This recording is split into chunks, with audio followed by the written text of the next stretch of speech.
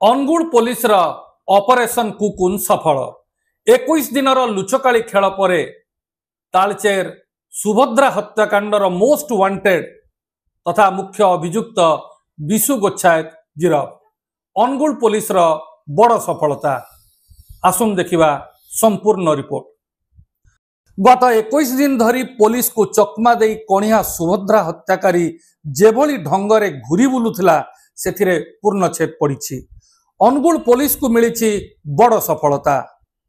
17 ତାରିଖରେ ମହାରାଷ୍ଟ୍ରର ରାୟଗଡ଼ରୁ ବିଶୁକୁ ଗିରଫ କରିଛି ଅନୁଗୁଳ ପୋଲିସ। ସେଠାରେ ଏକ ଘରୋଇ କମ୍ପାନୀରେ ଶ୍ରମିକ ଭାବରେ କାମ କରୁଥିଲା ବିଶୁ। 26 ତାରିଖ ଦିନ ସୁଭଦ୍ରାକୁ କୁଶପଙ୍ଗିର ଏକ ନିଛାଟିଆ ସ୍ଥାନକୁ ନେଇ ଆସିଥିଲା। ସେଠାରେ ସେ ତାର କାମ ଲାଳସା ଚରିତାର୍ଥ କରିବା ପାଇଁ ବଳାତ୍କାର କରିଥିଲା। ଏଥିନେଇ ସୁଭଦ୍ରା ସହ ତାର ଧସ୍ତାଧସ୍ତି ମଧ୍ୟ ହୋଇଥିଲା, କିନ୍ତୁ ଶେଷରେ ବଳାତ୍କାରୀ ଚୁନିରେ ସୁଭଦ୍ରାର ବେକକୁ ଚିପି ହତ୍ୟା କରିଥିଲା। ହତ୍ୟା ପରେ ଶବକୁ ସେହି ଜାଗାରେ ଛାଡ଼ି ଦେଇ ଘରକୁ ପଳାଇଥିଲା। ପରଦିନ ଏ ଖବର ପ୍ରଚାରିତ ହେବା ପରେ ଭୟରେ 28 ତାରିଖ ଦିନ ଅଜାଠାରୁ 500 ଟଙ୍କା ନେଇ ଟ୍ରେନ ଯୋଗେ ପ୍ରଥମେ ନାସିକ, ତାପରେ ସୁରତ, ଆନନ୍ଦ ଏବଂ ଶେଷରେ ମହାରାଷ୍ଟ୍ରର ରାୟଗଡ଼କୁ ଚାଲି ଆସିଥିଲା। ସେଠାରେ ଏକ ଶ୍ରମିକ ଭାବରେ କାର୍ଯ୍ୟ କରୁଥିଲା। ଅପରେସନ କୁକୁନ ନେଇ ଅନୁଗୁଳ ଏସପି ରାହୁଲ ଜୈନ ସବିଶେଷ ତଥ୍ୟ ପ୍ରଦାନ କରିଛନ୍ତି। आपण जमती जानी कि आमर बरपाल थाना रे केस नंबर 183 डेटेड 4 मे 2025 अंडर सेक्शन 64(1) 1031 BNS रजिस्ट्रेशन होता, जोटी कि विक्टिम गर्ल को रेप करके मर्डर करिवार अभियोग होता। से केस को आमे गुरुत्व सहित नहीं कि तदंत आरंभ करूँ एवं से जो एक्यूज्ड अच्छे से फरार मारी जाइथिला एवं ताकू अरेस्ट करिबा पई आमे गुटे डेडिकेटेड ऑपरेशन लॉन्च करिथिलु, ऑपरेशन कुकुन। से भितर आमर 2 जण एडिशनल एसपी, गोटे डीएसपी, 4 जण इंस्पेक्टर, 5 जण एएसआई, 5 जण सब इंस्पेक्टर, 20 जण कांस्टेबल, 6टा डेडिकेटेड टीम आमे करिथिलु। विभिन्न राज्य रे आमर टीम मध्य थिला। गोटे टीम गुजरात रे, गोटे टीम महाराष्ट्र रे, गोटे टीम आंध्र प्रदेश रे, और 3टा टीम ओडिशा भितरे बुलिकी मोर देन 1000 सीसीटीवी फुटेजेस को वेरीफाई करिकी आमे गत काली एक्यूज्ड को महाराष्ट्र रायगढ़ डिस्ट्रिक्ट रे अरेस्ट करिबारे सफल होइछु। एक्यूज्ड 3टा राज्य रे बुलीची एब्सकॉन्ड करिबा पई निजर आइडेंटिटी से रिवील करिछि एवं प्रथम से नासिक रे जाइकी रहिला किछि दिन, तापरे आनंद गुजरात रे जाइकी रहिला, तापरे सूरत रे रहिला, तापरे महाराष्ट्र रायगढ़ जिल्ला रे से गोटे फैक्ट्री रे काम करूथिला। हमर टीम को इंटेलिजेंस मिलिला परे आमर टीम से रेड करी से फैक्ट्री भितरू तांको अरेस्ट करिछि एवं अरेस्ट होला परे तांकर इंटरोगेशन करा जाइछि। सेतिरे से क्राइम टाकू कन्फेस करिसंती एवं से कहिसंती कि से झियोटाकू से दुष्कर्म करिकी तार चुनरी रे तार बेकोटाकू थ्रटलिंग करिकी ताकू हत्या करिसंती एवं ताकू सेठी अबैंडन कर दैथिले एवं तापरे एब्सकॉन्ड कर जाइथिले।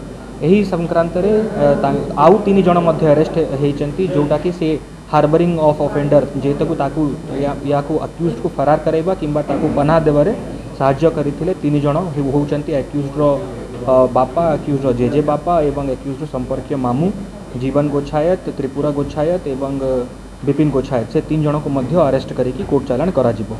आमे केसटा को गुरुत्व सहित नौचु एवं ये केसटा आमे आशा करूँ कि 30 दिन भितर प्रोफेशनली इन्वेस्टिगेट करूँ, केसटा चार्जसीट करूँ एवं दोषी को केमती स्ट्रिक्ट रु स्ट्रिक्ट पनिशमेंट हो पार कोर्ट रे केसटा को फास्ट ट्रैक ट्रायल करिकी आमे एटा को लॉजिकल कंक्लूजन को नेबु।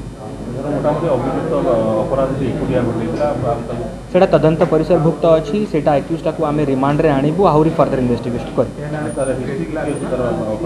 अपराधी को नारे पूर्व रे 3टा केस अच्छी, 2टा अनुगुल थाना रे केस अच्छी एवं गोटे विक्रमपुर थाना रे मध्य केस अच्छी।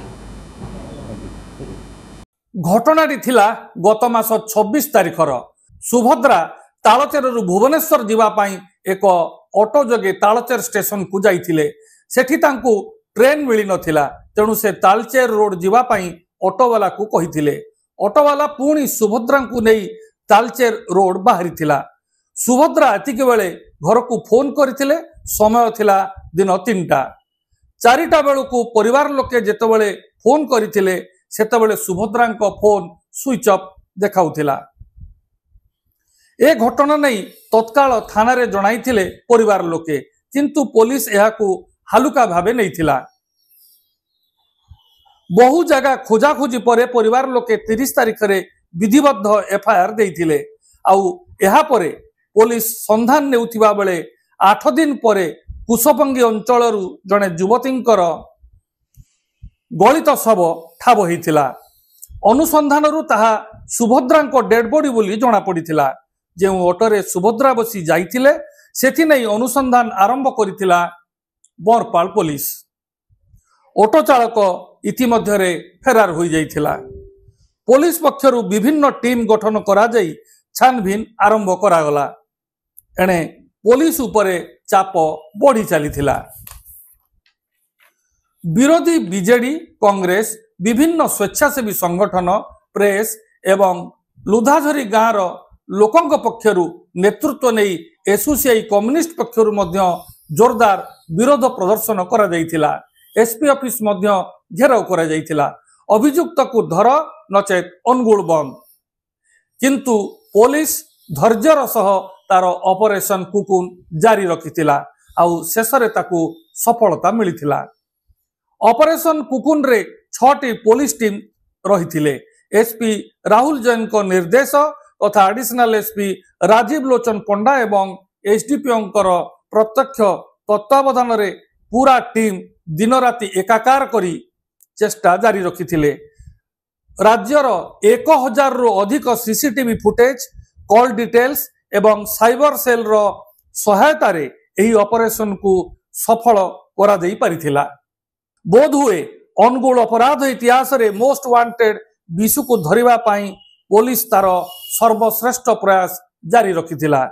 एही रेप एंड मर्डर केस रे विशुर संपर्कीय तथा सहयोगी भावे 3 जन को मध्य गिरफ्त करा जाइछि। एबे सबुआडे अनुगुल पुलिस रो प्रशंसा।